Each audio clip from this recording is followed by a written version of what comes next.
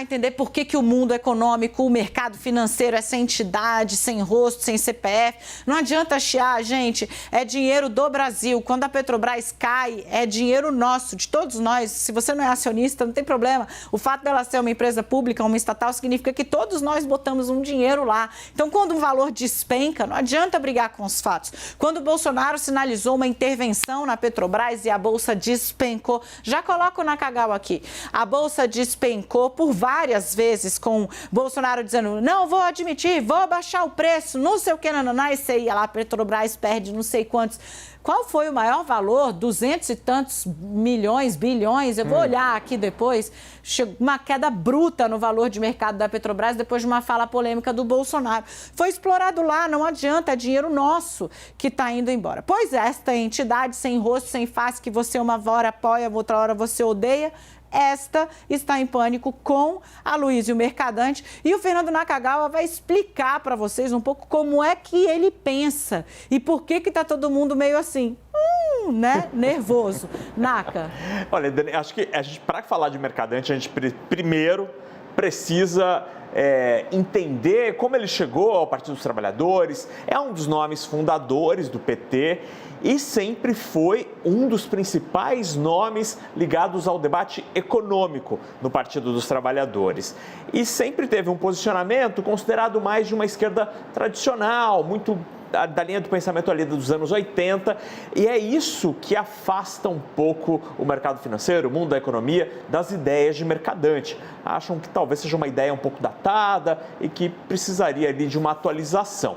A gente separou algumas frases para tentar entender como ele pensa atualmente, especialmente nos temas que são mais caros ao mundo da economia. Então, a gente tem aí nessa primeira tela que uma conversa que aconteceu anteontem, segunda-feira, na Febraban, com Isaac Sidney, presidente da Febraban. Então, aqui, ó, primeira frase, abre aspas, não há mais espaço fiscal para a política de subsídios adotada em governos passados pro BNDES, fecha aspas. Este é um tema muito importante, tratado com o Isaac Sidney, presidente da Febraban, porque o BNDES já emprestou muito dinheiro por aí, bilhões e bilhões de reais, com juro menor que o praticado no mercado. Isso distorce completamente o mercado de juros, o mercado de crédito, e reduz o poder do Banco Central ao tentar controlar a inflação quando ele sobe o juro. Se tem alguém grandão como o BNDES emprestando com juros menores, a eficiência da política monetária cai. Nessa mesma reunião, Mercadante também falou sobre a TLP, a taxa de juros de longo prazo.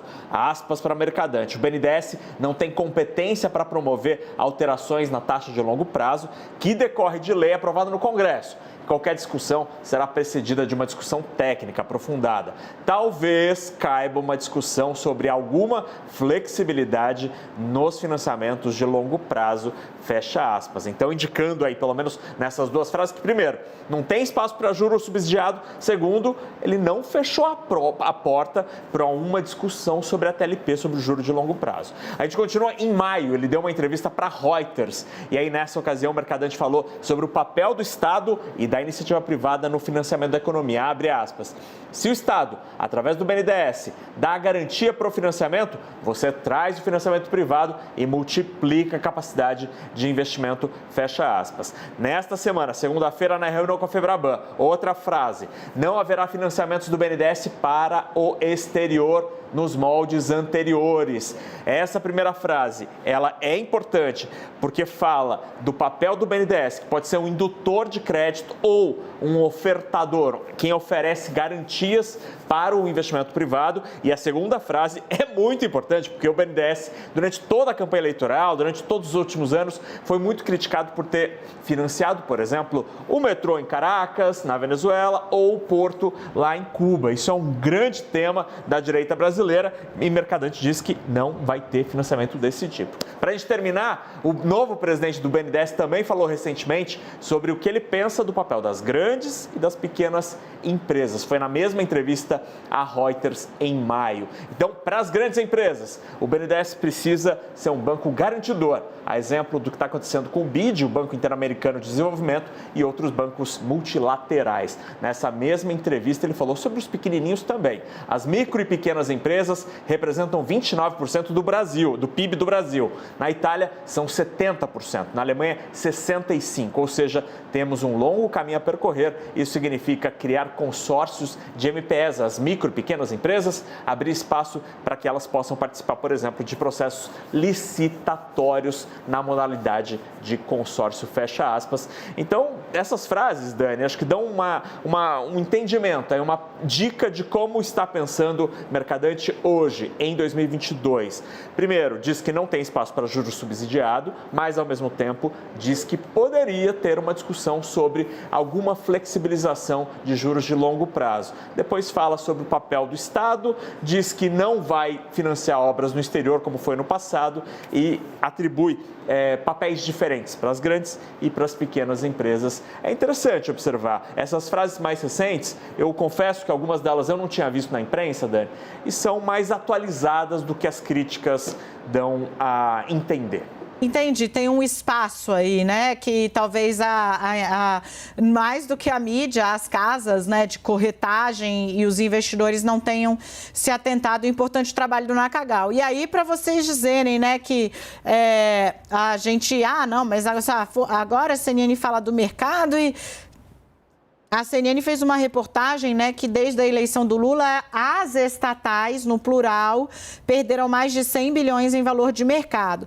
Para vocês entenderem, né, que isso não é inédito, a gente também tem registro no dia 22 de junho, mais especialmente estava nos jornais, e no dia 21 de junho desse ano, todos nós noticiamos, né, a mudança no comando da Petrobras e a pressão do governo Bolsonaro para que a estatal não aumente preço de combustíveis, ou seja, governo interferindo na gestão, que é o que se tem medo com o nome, por exemplo, de Mercadante, que tem um perfil, como ficou com Dilma, é associado a uma política mais intervencionista na economia, fez com que a Petrobras perdesse 100 bilhões de reais em 2 meses, só a Petrobras, tá? Desde a eleição do Lula, todas as estatais, dia 11, ou seja, anteontem, a CNN publicou, as estatais perdem 100 bi. Em 2 meses, sob pressão do governo Bolsonaro diária, a estatal, a Petrobras, perdeu de 13 de abril, quando saiu José Mauro Ferreira Coelho, né, até 20 de junho, quando ele renunciou, lembra o brevíssimo Nakagawa? A Petrobras perdeu quase 95 bilhões de reais, só ela. Então, o mercado está fazendo algo de muito diferente? Não. O mercado está reagindo assim como nunca reagiu antes? Não. Tem uma mudança aí que talvez, né, no governo Bolsonaro chegou uma hora em que foi o Lira, o Bolsonaro e, em um dado momento, até o próprio indicado para a Petrobras peitar o mercado.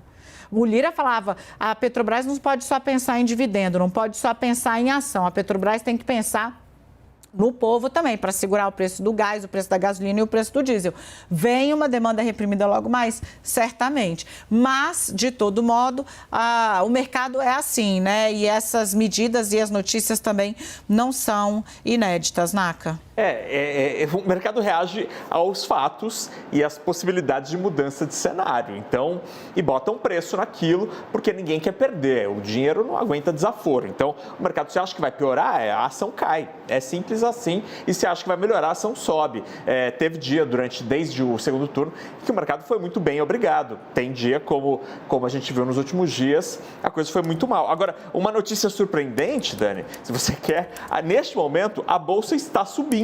Aqui em São Paulo, sobe quase 1% e o dólar terminou o dia praticamente no mesmo patamar de ontem, R$ 5,30 no 0 a 0. O mercado é muito volátil e nesse momento de volatilidade, uma dica importante para você que tem uma parte da tua grana no mercado financeiro, se você não precisa do seu dinheiro agora, amanhã, fica tranquilo, fica tranquila, não vai operar ali de afogadilho, porque a chance de você perder dinheiro é gigantesca. Então tenha serenidade, essa volatilidade passa, seja para o bem ou para o mal, a economia vai ter um caminho e as coisas ficam mais calmas. Gente, vamos ficar aqui um pouquinho falando sobre esse assunto. Tá aí o Fernando Nakagawa, pode dividir ele aqui comigo, Edu, manter nós 4 na telinha, trazendo a Larissa e o Yuri. Naka, das frases que você pensou, né, o que você destaca aí sobre, tipo, o investidor escuta essa antes de embarcar na neurose, né, para que a gente possa puxar a análise aqui com a Larissa e com o Yuri? Acho que as frases mais reveladoras é o que ele pensa sobre a política do próprio BNDES. Porque no dia anterior à nomeação, à indicação feita ontem por Lula, ele conversou com o Isaac Sidney, o presidente da Febraban. E aí tem um simbolismo muito importante nessa história, né?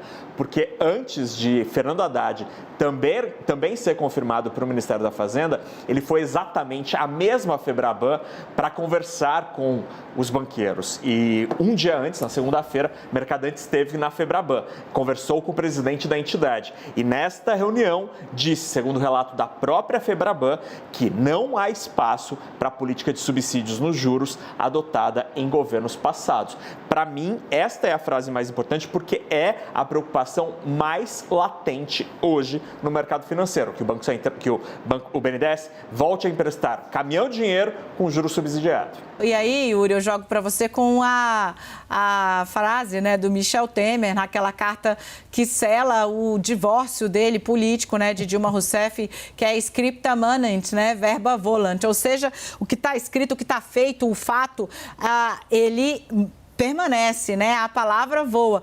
Por que a desconfiança perdura? Porque quando teve no governo, num cargo, inclusive como Casa Civil, né? Mercadante foi um dos que apoiou a política intervencionista de Dilma. Então, assim, o mercado está literalmente pagando para ver. Pois é, e ontem eu vi, curiosamente, acabei encontrando por acaso em um evento uma pessoa de mercado financeiro que me falou isso: o mercado não está comprando discurso. Porque a gente vê todo um esforço dos ministros indicados, e aí volto a falar em Rui Costa na Casa Civil e Fernando Haddad na Fazenda, por serem o coração do governo, a dar as diretrizes de como vai ser a gestão do futuro governo e como vai ser a gestão da política macroeconômica, ambos tendo muito cuidado em fazer discursos e colocar alguns pontos que são palatáveis ao mercado, como PPPs, e aí ambos tiveram nas suas gestões, respectivamente, governo da Bahia e Prefeitura de São Paulo, exemplos de parcerias público-privadas e de controle de gastos. Estão adotando, né? Ontem, se não me engano, foi o próprio Mercadante.